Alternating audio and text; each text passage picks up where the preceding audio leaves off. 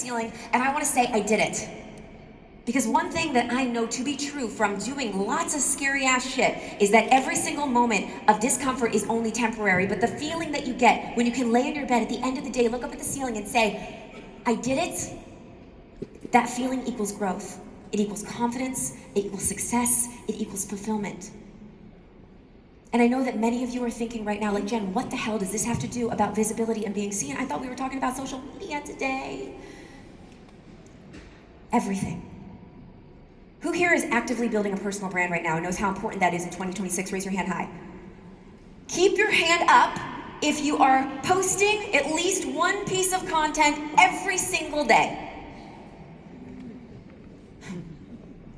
Okay, good for you. If you're not doing that, and you have a desire to build a brand and you understand the importance of visibility, it's not because you don't know how to do it. You know how to do it. You can ask ChatGPT how to do it. If you're not doing it, it's because of the 4-letter F word. Who knows it? Yeah, I'm not gonna do a keynote about like telling you to be fearless or that you need to like punch fear in the face or hand out tote bags that say fearless. Don't ever buy me a fearless tote bag, ever. Because I don't believe in that. I talk to a lot of really successful people and I ask them, does the fear ever go away? And they always say to me, no, Jen, fear doesn't go away. You just get a lot better at doing things with fear there anyway. You get a lot better at putting in the passenger seat of the car, telling it to shut up and going and doing it. But the thing is about fear, fear is like a sneaky little bitch. Sometimes it shows up like panic and anxiety, right? Like when you accidentally hit reply all to the email. And now like 40 other people know that you actually hate the idea that you're going to dinner on a Tuesday night at 9 p.m. Some of my people like that joke, some of you didn't, it's okay. But most of the time for ambitious entrepreneurs, fear shows up as the symptoms. FOMO, comparisonitis, perfectionism, imposter syndrome, disease to please, analysis paralysis. Fear's entire job is to keep us exactly the same. So as long as we are feeling like we're not good enough, as long as we're comparing ourselves to other people on the internet, as long as we are waiting for it to be perfect, as long as we are dimming our light to make other people feel better, as long as we are just wasting our time caring about what other people think about us, we are not taking action and fear has won. And I ask myself a lot about this, like, what are we actually afraid of? What are we really fearing? Is it failure? I don't know. We come to events like this and we understand that we need to fail, right? We've been failing our whole lives. I don't think we're afraid of failing. I think what we're really afraid of, or at least what I'm afraid of, is failing and people seeing me fail and rejecting me and judging me as a result. Or like, what will they think of me? When really, I don't even know who the hell they are. They are the biggest mystery of all time. And then I had a mentor say to me once, he said, Jen, when you love yourself as much as you care what other people think, you will change your life. And I changed it. I was like, you're right. But you know what? If I love my dreams as much as I care what other people think, I will change my life. If you are here right now at Aspire, I will tell you something that I want you to remember for the rest of this day, for the rest of this week, and hopefully for the rest of this year. If you have a service, a story, or a product that helps people, it is your responsibility to make yourself visible to those people. Because every single day that goes by that you are not being seen to the people that you can help is another day that those people are gonna go follow someone else. They're gonna go listen to someone else. They're gonna go buy from someone else that is not as good as you and doesn't care as much as you, simply because you're like too worried about what you look like or what you sound like, if you're good enough, if people will think you're cringe. And I get it, it's like scary to post a video. It is really uncomfortable, but if you are nervous to post a video, it is because you are worried about the wrong thing. It's because you're worried about yourself, right? If you look okay, if you sound okay, if the lighting's okay, if they think you're smart. But when really, if you're creating content, it's not about you, it's about the person on the other side of the iPhone that needed to hear what you had to say that day.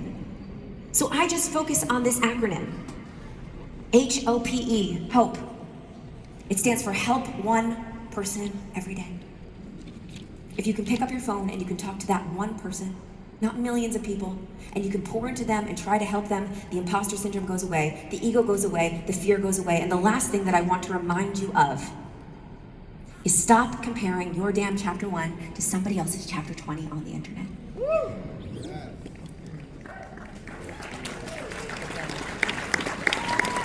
Please remember that every single speaker on this stage started at their first Instagram post, their first business proposal, their first real estate investment, their first speech. Everybody started at square one, but we scroll and we see a highlight reel of all of the perfect images and the perfect photos and the final produced 80th podcast that they did, 800th podcast.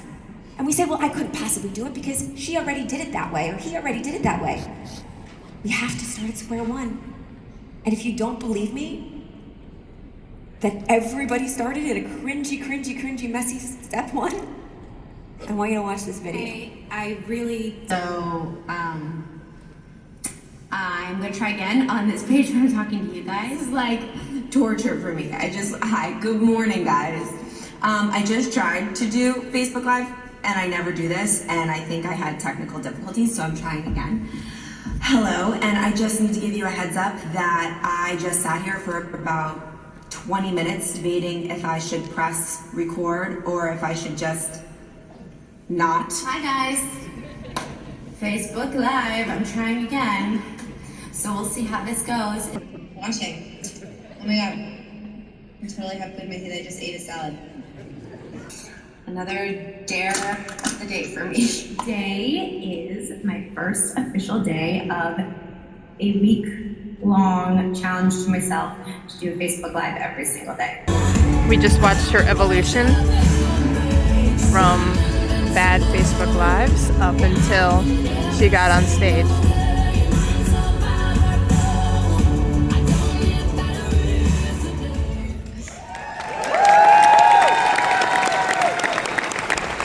To inspire us to make content.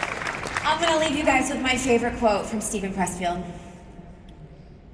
Start before you're ready. Don't prepare, begin. Remember, the enemy is not your lack of preparation.